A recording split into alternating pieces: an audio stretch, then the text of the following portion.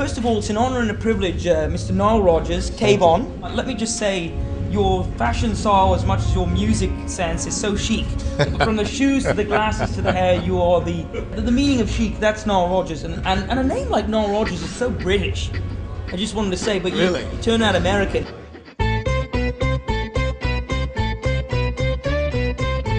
In the Big Apple, in those heady days of the 70s and the 80s, those were crazy times. Obviously, rhyming off of two big places that come to mind: Studio 54, what a landmark; CBGB's. You had the punk world, the disco world, the rock world. Slowly, the hip hop vibe was building later on, melding these worlds and seeing so much of it and experiencing all of it. Was that a rush for you? Because obviously there was a lot of drugs involved, a lot of sex, and that's the term, you know. Would you go back in time if you had the choice? I have to be honest with you. The truth is, it was, you know, but you got to look at it through my filter. Like, I came from a generation that put an end to the Vietnam War.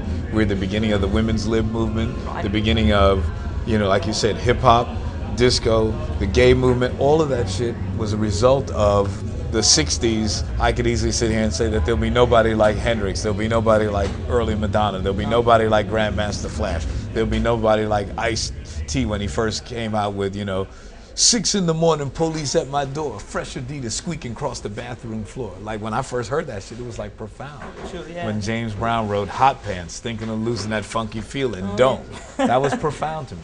So if you ask me, would I like to go back to those days? Probably, because it was amazing and it was new. One chart topper after the next, like just churning out hits like that. How do you do that? Is it so difficult? The truth is probably, when I was a kid, I took a lot of LSD, and they said that if you take a lot of LSD, it's going to result in permanent chromosome damage.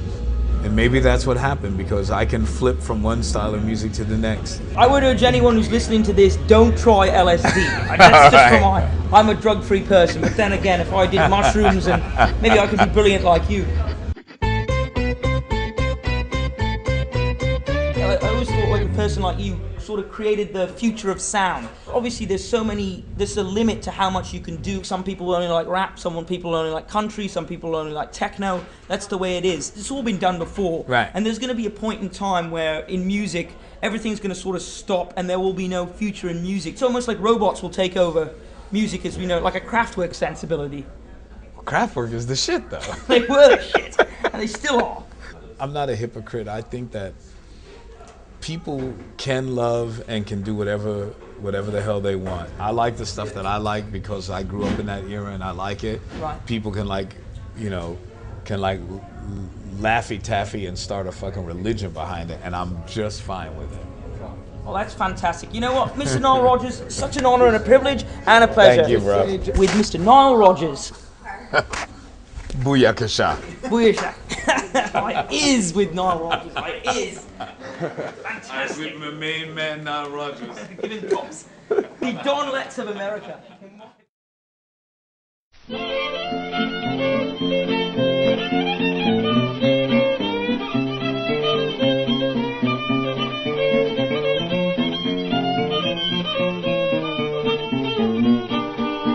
Now this is the 40 drum.